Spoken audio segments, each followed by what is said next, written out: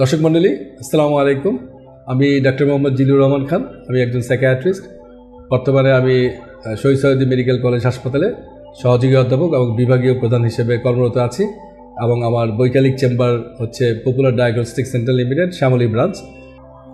দর্শক, আজকে একটি খুব গুরুত্বপূর্ণ বিষয় আপনাদের সাথে কথা বলবো। সেটা হচ্ছে যে আমরা বলি কি সাধারণ লক্ষণ দেখলে বোঝা যাবে যে একজন ব্যক্তির মধ্যে মানসিক রোগ হতে পারে, এবং এই বিষয়ে বিভ্রান্তি বা থাকার কারণেই কিন্তু দেখা যাচ্ছে যে জনগণ অনেক সময় তারা চিকিৎসা সেবা থেকে বঞ্চিত হয়। যে এটা যে আসলে মানসিক রোগের লক্ষণ, এই সম্পর্কে ধারণা না থাকার কারণেই কিন্তু এই সমস্যাটি হয়। এবং আমরা বলি যে কারণে মানসিক রোগের ট্রিটমেন্ট গ্যাপ, যে চিকিৎসা পাওয়ার যে শতকরা হার কিন্তু অনেক কমে যায়।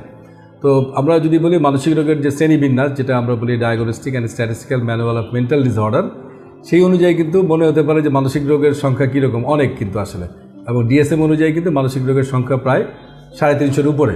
তো সেই এত যে বিশাল যে রোগের যে সংখ্যা, তার মধ্যে যদি আমরা মোটা দাগে ভাগ করে নিই যে সাইকোটিক ডিসঅর্ডার, যেটাকে আমরা বলি জটিল ধরনের মানসিক রোগ, সেগুলোর লক্ষণগুলো কিন্তু যে কেউ দেখলেই বুঝতে পারবে যে তার মানসিক রোগ হতে পারে। যেমন আমরা বলি সন্দেহ, অহেতুক সন্দেহ করা, একা একা কথা বলা, তারপরে হচ্ছে কানে গায়েবী কথা শোনা, তারপরে হচ্ছে তার অনেক সময় সহিংস আচরণ, মারামারি, ভাঙচুর, তারপর ব্যক্তিগত পরিচ্ছন্নতার অভাব, যেগুলো আমরা বলি dilution, hallucination, disorganise speech, disorganise behaviour, যেমন কথাবার্তা এলোমেলো হতে পারে। এবং তার যখন এই সমস্যাগুলো থাকে তখন আমরা বলি যে তার মধ্যে সাইকোটিক ডিসঅর্ডার হতে পারে, এবং সেই সাথে তার ইনসাইট লস্ট হয়ে যায়। আমরা বলি বাস্তব অবস্থা সম্পর্কে তার চিন্তা ভাবনা, তার সিদ্ধান্ত নেওয়ার ক্ষমতাটা কিন্তু নষ্ট হয়ে যায়।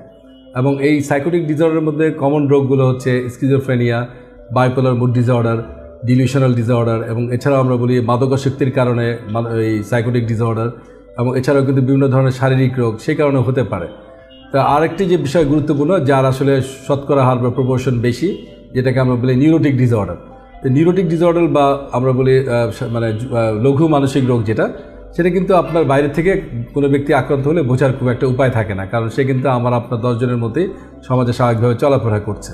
তো এদের মধ্যে যেটা আমরা বলি খুব যে কমন যে রোগের লক্ষণগুলো, সেটা হচ্ছে উদ্বেগজনিত মানসিক উদ্বেগ, অহেতুক উদ্বেগ, অস্থিরতা, টেনশন, বারে বারে চিন্তা আসা, এর মধ্যে আমরা বলি যে, এবং তার এই সাইকোটিক ডিসঅর্ডার লক্ষণগুলো না থাকা। এবং কমন যে নিউরোটিক রোগগুলো, তার মধ্যে আমরা বলি বিষণ্ণতা, উদ্বেগজনিত মানসিক রোগ, যেমন জেনারেলাইজ অ্যাংজাইটি ডিসঅর্ডার, তারপরে ফোবিক ডিসঅর্ডার বা ভীতি, যে কোনো কারণে অহেতুক ভয় পাওয়া। যেমন হয়তো সে হাইট ফোবিয়া থাকার কারণে সে কিন্তু প্লেনে চড়তে পারছে না, যেতে পারছে না, ট্রাভেল করতে পারছে না। তারপরে আরেকটা গুরুত্বপূর্ণ রোগ, সেটাকে আমরা বলি প্যানিক ডিসঅর্ডার বা প্যানিক অ্যাটাক, যে হঠাৎ করে কিন্তু অ্যাংজাইটি এত বেশি হয়ে যায়, সে আতঙ্কিত হয়ে যায়, এবং তার মধ্যে বিভিন্ন ধরনের শারীরিক লক্ষণ, যেমন শ্বাসকষ্ট হওয়া, বুকে ব্যথা হওয়া,